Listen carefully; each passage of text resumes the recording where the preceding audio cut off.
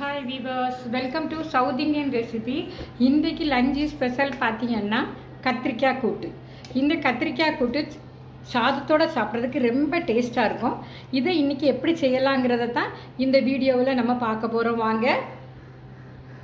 கூட்டு செய்கிறதுக்காக நான் 4 கத்திரிக்காய், ஒரு கைப்பிடி அளவு சின்ன வெங்காயம், ஒரு சின்ன நெல்லிக்காய் சைஸ் புளி எடுத்து தண்ணியில் ஊற போட்டு வச்சுருக்கேன். மசாலா அரைக்கிறதுக்காக 2 டேபிள் ஸ்பூன் தேங்காய், அரை டீஸ்பூன் சின்ன ஜீரகம், 1 டீஸ்பூன் வத்தல் பொடி. வத்தல் நம்ம காரத்துக்கு ஏற்றாப்புல போட்டுக்கலாம். நான் 2 பல் பூண்டு, அப்புறமா பார்த்திங்கன்னா ஒரு 4-5 சின்ன வெங்காயம், அப்புறம் அரை டீஸ்பூன் அளவுக்கு மஞ்சள் பொடி எடுத்துருக்கேன். இதை நல்லா அரைச்சி எடுத்துக்கலாம். கத்திரிக்காயையும் சின்ன வெங்காயத்தையும் தனித்தனியாக அரிஞ்சு எடுத்துக்கிடுவோம். ஒரு குக்கரில் பார்த்திங்கன்னா நான் 2 டேபிள் ஸ்பூன் குக்கிங் ஆயில் சேர்த்துருக்குறேன். அதாவது பார்த்திங்கன்னா கத்திரிக்காய் கூட்டினாலே நிறைய பேர் ஓடுவாங்க, கத்திரிக்காய் வேண்டான்னு சொல்லி. ஆனால் கத்திரிக்காயில் நிறைய நன்மைகள் இருக்குது. இந்த கத்திரிக்காய் கூட்டை இதே மாதிரி செய்து பாருங்கள், ரொம்ப டேஸ்ட்டாக இருக்கும். இப்போ எண்ணெய் காஞ்சிச்சு. இப்போ நம்ம கொஞ்சமாக கடுகு உளுந்தம் பருப்பு சேர்த்துக்கலாங்க. இப்போ இது பொரியட்டும். கடுகும் உளுந்தும் நல்லா பொடிஞ்சிச்சு. இப்போ நம்ம கொஞ்சமாக கருவேப்பிலை சேர்த்துக்கலாம். இதோட நம்ம அரிஞ்சு வச்சுருக்கிற பொடி வெங்காயத்தை சேர்த்துக்கலாம். வெங்காயம் பொடியும் செவக்க வறுத்துக்கலாம். ஆக்சுவலாக பார்த்திங்கன்னா கத்திரிக்காய் வாரத்துக்கு 2 முறையாவது சாப்பிடணும். கத்திரிக்காவை நம்ம டேஸ்ட்டாக செய்யும்போது நல்லா தான் இருக்கும். இந்த கத்திரிக்காய் பார்த்திங்கன்னா நம்ம உடம்புல உள்ள கெட்ட கொழுப்புகளை கரைக்கிற சக்தி இந்த கத்திரிக்காய்க்கு இருக்குது.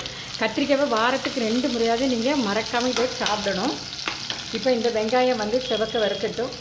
கத்திரிக்காவை இந்த அளவு செவக்க நம்ம வதக்கியாச்சு. இப்போ இது கூட நம்ம அரிஞ்சு வச்சுருக்கிற கத்திரிக்காவை சேர்த்துக்கலாம். கத்திரிக்காவை அரிஞ்சு எப்போவுமே தண்ணியில் போட்டு வைக்கணும், அல்லது கத்திரிக்காய் கருத்துரும். இப்போ நம்ம கத்திரிக்காய் இதில் சேர்த்துக்கலாம்.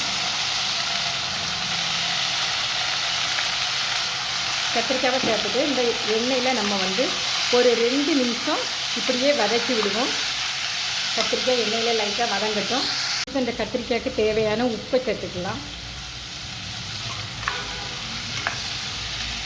கத்திரிக்காய் ஒரு 75% எண்ணெயில் நல்லா வேகட்டும். அப்போ தான் இந்த கத்திரிக்காய் நல்லா டேஸ்ட்டாக இருக்கும்.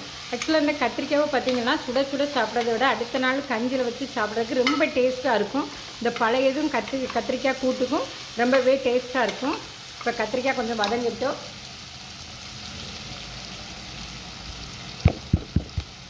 அடிக்கடி நம்ம கத்திரிக்காவை கிளறி விடணும். அப்போ தான் அந்த எண்ணெயில் இந்த கத்திரிக்காய் நல்ல வேகம், அடி பிடிக்காது. நம்ம கத்திரிக்காவில் அரைச்சி வச்சுருக்க மசாலாவை சேர்த்துக்கலாம். மசாலாவில் உள்ள பச்சை வாசனை தீரது வரைக்கும் நம்ம கொஞ்சம் இப்படி கிளறி விட்டுக்கலாம். மசாலையோடு அப்படின்னு தான் இந்த கத்திரிக்காய் நல்லா வேகும்போது நல்ல ஒரு டேஸ்ட் கிடைக்கும். ஒரு 2 நிமிஷம் இப்போ நம்ம கிளறி விடலாங்க. இப்படியே வச்சுருக்கிற புளியை 100 ml தண்ணியோடு சேர்த்து இதில் சேர்த்துக்கலாம். இப்போ உப்பு பார்த்துட்டு உப்பு கரெக்டாக இருந்ததுன்னா லிட்டை போட்டு ஒரு விசில் வச்சிடலாம். ஆயிடுச்சு, ஸ்டவ்வை ஆஃப் பண்ணிடலாம். ப்ரெஷர் ரிலீஸ் ஆகிடுச்சு. இப்போ நம்ம குக்கரை ஓப்பன் பண்ணி பார்க்கலாம்.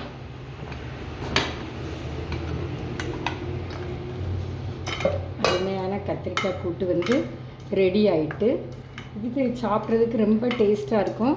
இது சாதத்தில் போட்டு வேறு எந்த குழம்புமே வேண்டாம், சாதத்தில் போட்டு பிசைஞ்சு சாப்பிடலாம். கஞ்சி குடிக்கிறதுக்கும் இது ரொம்ப டேஸ்ட்டாக இருக்கும்.